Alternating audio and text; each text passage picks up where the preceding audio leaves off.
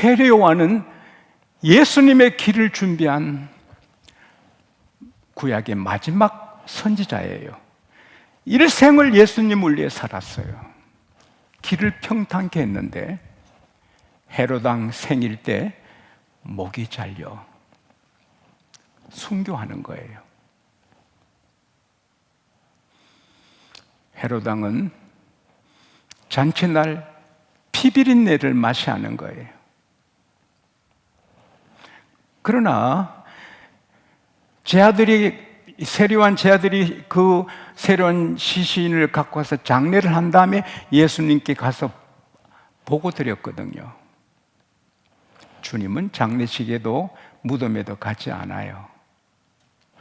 예수님은 헤롯이 세례요한 죽일 때 헤롯 너부터 죽어! 그럼 죽잖아요. 근데 안 죽이시고 세례요한을 추록시킬 수도 있고 살릴 수 있는데 안 살리는 거예요. 왜? 하나님의 계획이 세례요한은 그렇게 사라져야 되는 거예요.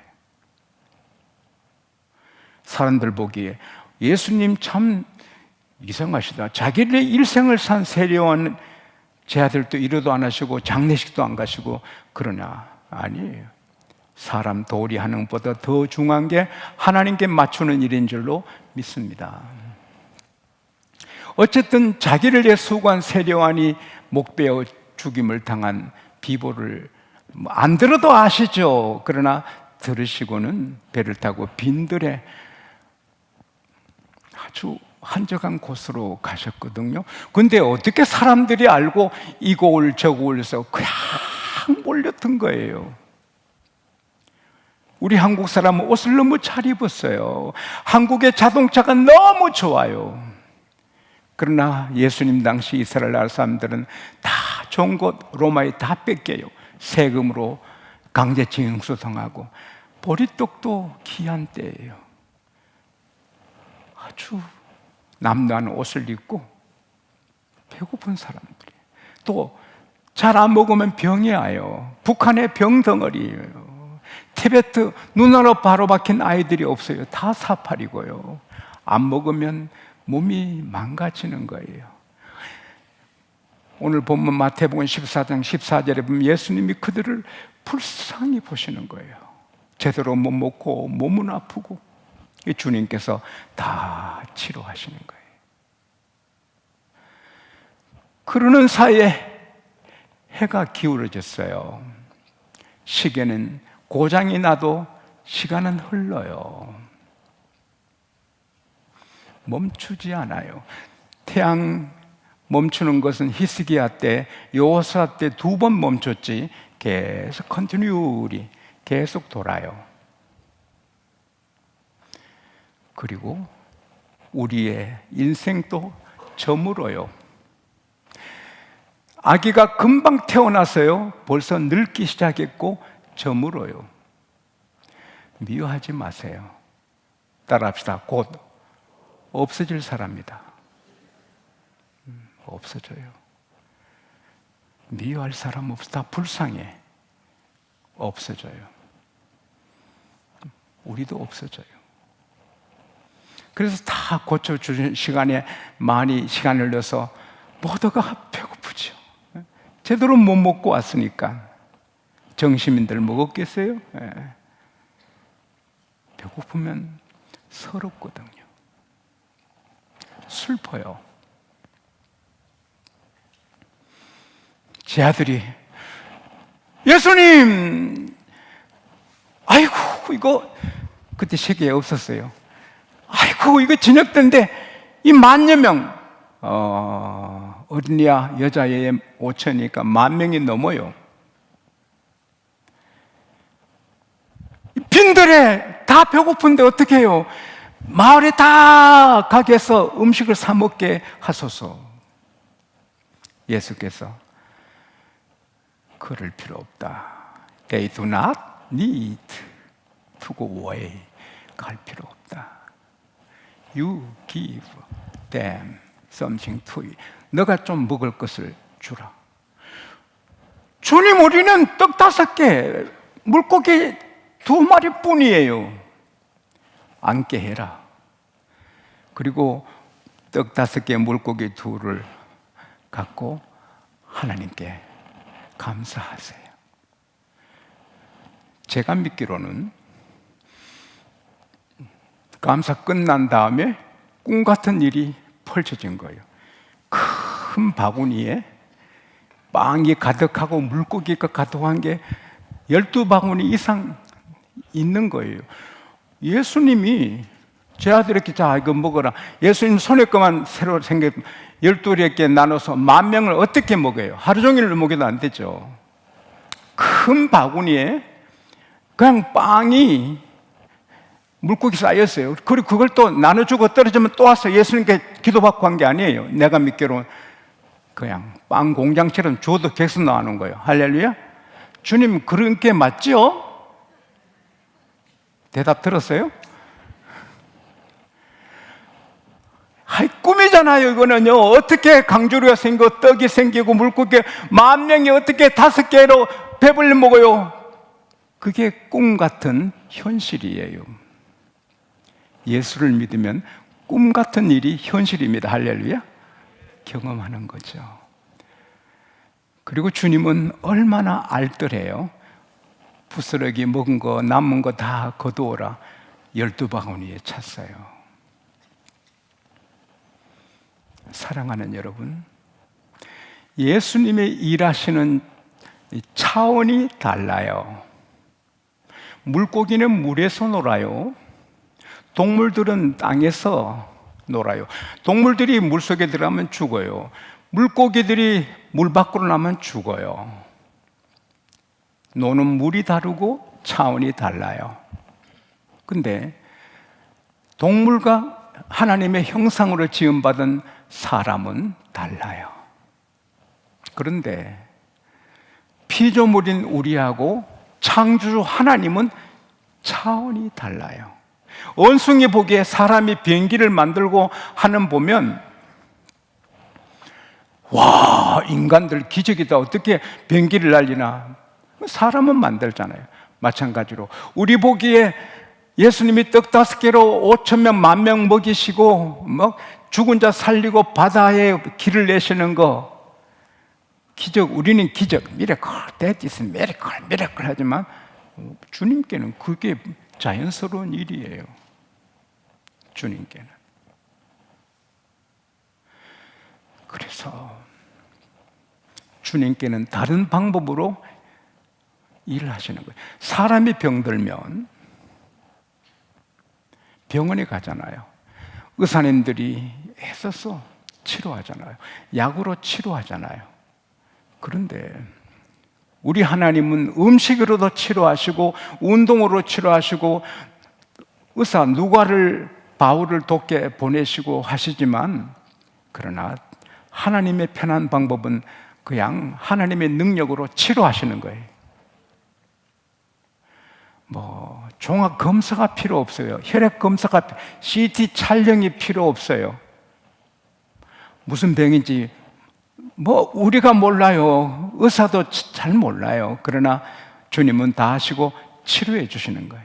그래서 그 모인 모든 사람 병을 다 고쳤어요. 예수님이 베드로 집에 가니 베드로 장모님이 몸이 열병으로 누워서 예수님 오셔도 못 일어나고 침대에 있어요. 예수께서 그 여인의 손을 잡으니 즉시 깨끗이 나와요. 그래서 수종 들어요. 그래서 성경에 기록되기를 따라합시다. 예수님은 우리 연약함과 우리 모든 병을 짊어지셨더라. 오늘 저는 특별히 하나님께 기도했는데요. 저 사람은 2달 있다 죽게 될 사람이다. 저분은 너무 심각해. 그런 사람도 우리에게 병원에서는 심각해도 주님께는 죽은 자를 일으킵니다. 할렐루야. 난성 가부의 장례식에 가는 아들을 Young man, I say to you, get up. 청년아, 내게 너게 말한다. 일어나라. 금방 일어나잖아요. 오늘 저는 정말 믿음으로 말씀드립니다. 우리 주님이 여러분 한 분 한 분 타치하셔서 3개월 뒤에 죽을 사람이 30년, 60년 살게 되고 오랜 간병이, 오랜 당뇨가 오랜 고질병의 척추병이 오늘 없어지게 되기를 바랍니다. 주님은 하실 수 있습니다. 베드로 전서 2장 24절에 따라합시다. 주님이 채찍에 맞으심으로 우리가 나음을 입었다. 그게 번역해 보면은 By his wounds you have been healed. 따라합시다. 너 병은 이미 치료되었다. 암이 있고 당뇨가 있고 부정맥이 있고 혈압이 있고 갖가지 뼈에 병이 있어도 성경은 벌써 치료되었다. 따라합시다. 내 병은 벌써 치료되었다. 내 병은 예수님이 치료하셨다. 최고 좋은 약, 최고 좋은 치료는 주님이 채찍에 맞으신 거예요. 나는 오늘 한 분도 빠짐없이 다 치료되기를 축원합니다. 축복합니다. 양곡교회 성도들 이 말씀을 TV로 유튜브로 인터넷에 듣는 사람들이 병이 다 치료되기를 바랍니다. 지금 주님이 치료해 주시기를 바랍니다.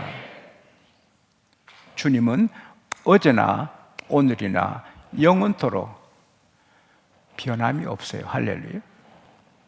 저도 거룩한 줄 아는 때때로 부끄럽거든요. 여러분도 그렇지 않나요? 그러나 그걸 계속 부끄러워하면 안 돼요. 왜? 주님이 그것 때문에 피 흘리셨어요. 우리가 실수를 해요. 근데 실수 때문에 가슴치면 안 돼요. 왜? 주님이 끝내주셨어요. 스트레스, 불안, 걱정으로 살면 안 돼요. 주님이 끝내주셨어요. 가난하게 계속 살면 안 돼요. 주님이 가난을 끝내주셨어요. 이사야 53장 5절에 저가 찔림은 우리 허물 때문이다. 따라합시다. 주님이 우리 허물 다 해결하셨다.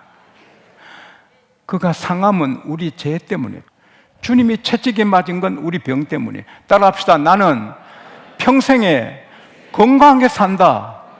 주님이 내 병 해결하셨다. 아멘. 입으로 시인해야 돼요. 마음으로 믿어 의에 이르고 입으로 시인하여 구원을 얻는 거예요. 아직 내 몸 병이 있어도 벌써 문서상 나는 나았다. 예수님이 낫게 하셨다. 할렐루야. 내가 가난해요. 그래도 나는 부자 되었다 해야 돼요. 왜냐하면 고린도후서 8장 9절에 너희가 그리스도의 은혜를 알거니와 부유하신 자로서 너희를 위하여 가난하게 되심은 그의 가난함을 인하여 너희로 부유케 하려 하심이라. 따라합시다. 나는 부자가 되었다. 내가 과거에 저주받을 일을 해도 저주가 없어졌어요. 주님이 저주를 받으셨어요. 우리 주님께 감사합시다.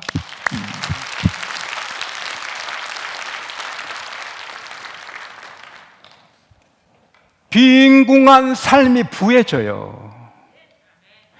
빈궁한 삶이 부해져요. 잠언 10장 22절에 주께서 복을 주심으로 사람을 부하게 하시되 근심을 겸하여 주지 않는다. 우리나라 3대 재벌이 세상 떠난 것은 근심이 많았는가 봐요. 근심이 많은 재물은 주의 축복이 아니에요. 아무리 재산이 많아도 편안해야 축복이에요. 잠언 22장 4절에 겸손과 여호와를 경외함의 보응은 재물이에요. 겸손히 주님을 섬기면 땅을 차지하고 재물을 주시는 거예요. 우리가 말씀에 순종하면 떡 5개로 10,000명 먹이듯이 우리가 순종하고 겸손히 주를 섬기면 다 부자가 되는 거예요. 이 세상의 경제 흐름 상관없이 우리는 부자가 되는 거예요. 말라기서 3장 7절에서 12절은 매일 읽으면 좋죠. 그게 부자 되는 비결이에요. 목사님들이 설교를 그걸 피하는 분들이 있는데 믿음이 없는 자예요. 주님께 책망을 받지요. 믿음이 있으면 매일 그 설교를 하고 싶죠. 그래야 교인들이 부자가 되죠. 내게 돌아오라, 나도 내게 돌아가리라 하나님 말씀하세요. Return to me and I'll return to you.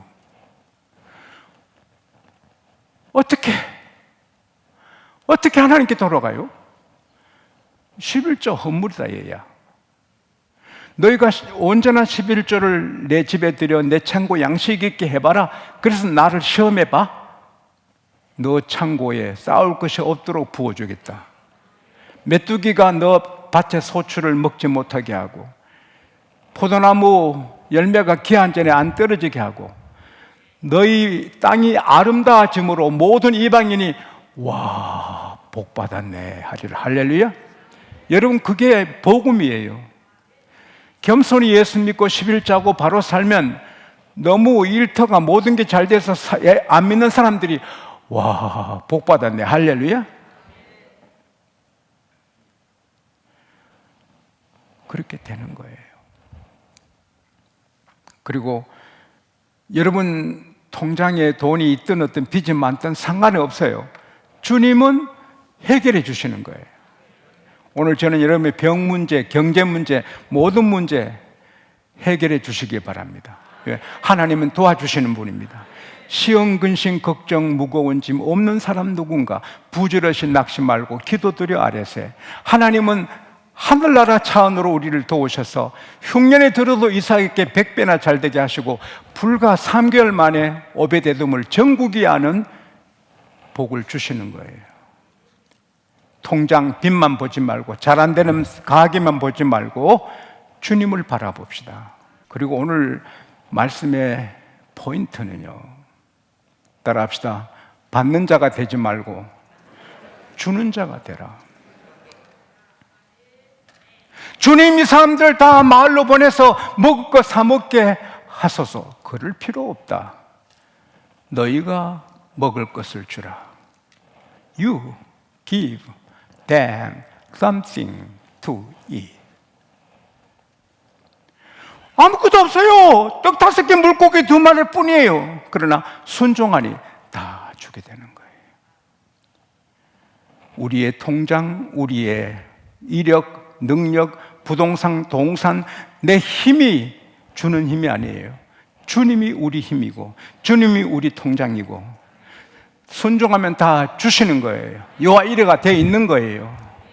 너희가 주라 할 때는 500여 기적을 주님이 준비하신 거예요. 오늘 하나님이 저를 통하여 이제는 받는 자가 되지 말고 주는 자가 되라 하신 것은 여호와가 예비하신 거예요.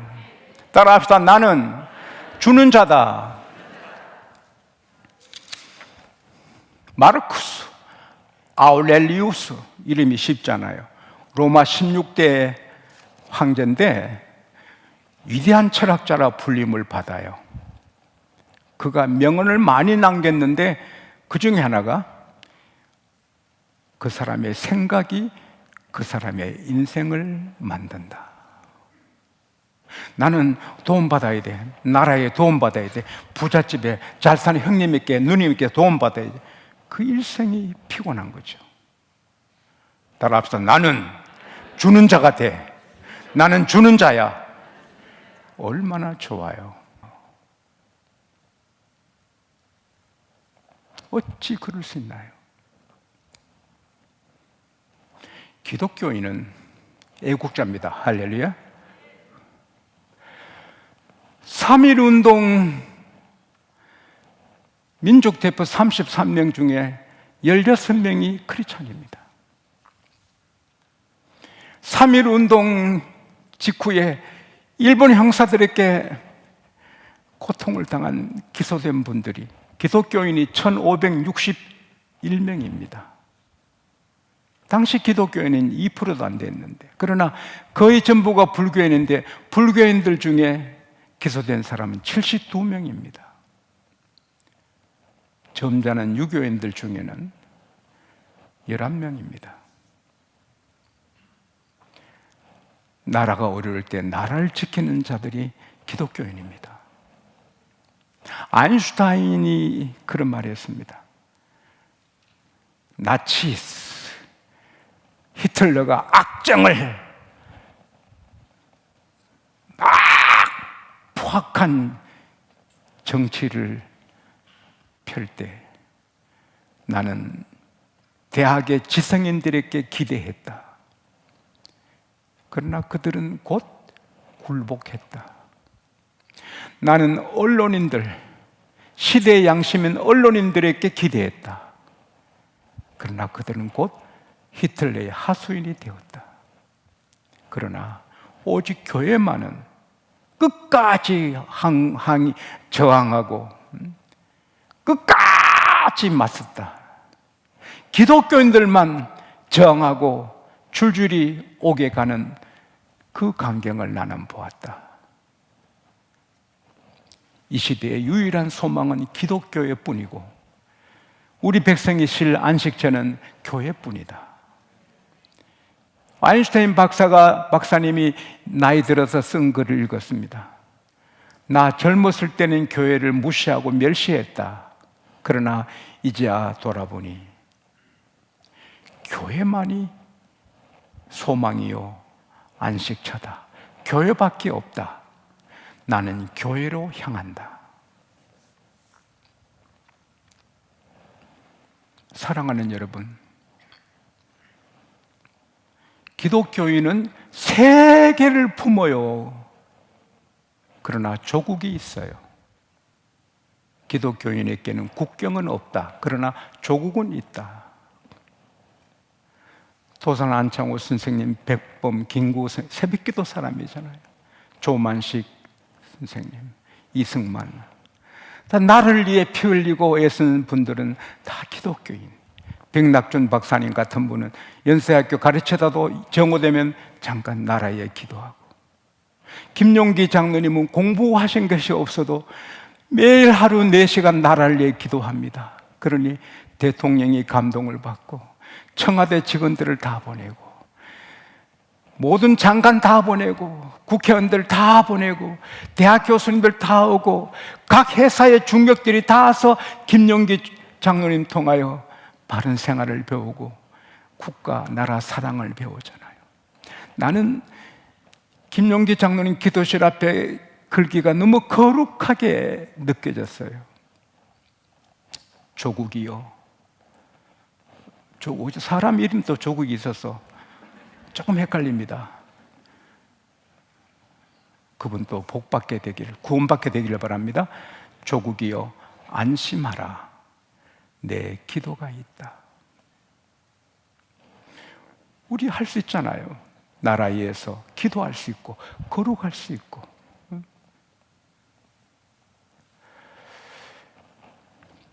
물론 우리의 나라는 천국입니다. 영원한 나라. 그러나 우리가 순례자로 살 동안 대한민국이 우리나라입니다. 사랑하고 거룩으로 지키고 기도로 지키고, 나라가 내게 뭘 해주나 보다 내가 나라를 위해 뭘 할까. 저는 문재인 대통령을 위해 날마다 드립니다. 내 평생 안에 문재인 대통령 계신 동안 하루도 몇 번씩 대통령을 위해서 기도했습니다. 비난하고 하면 더 나빠지거든요. 기도하면 그게 사랑을 주는 거고 감동받을 수 있고. 이 나라 최고 재벌, 제가 말했던 그분들 중에 한 분이 얼마 전에 1억을 창조과학계에 헌금했습니다. 이번에 그 강사로 오신 분이 제게 말씀했어요. 얼마 전에 그 회사 회장님께서 1억을 헌금하셨다고. 우리의 기도는 헛되지 않습니다. 사랑하는 여러분, 여러분의 병, 경제, 인간관계 모든 풀 수 없는 문제가 산적해도 주님은 하늘나라 차원으로서 풀어버립니다. 오늘 다 풀게 되시기 바랍니다. 그리고 이제 이후로는 받는 자가 되지 말고 주는 자로 삽시다.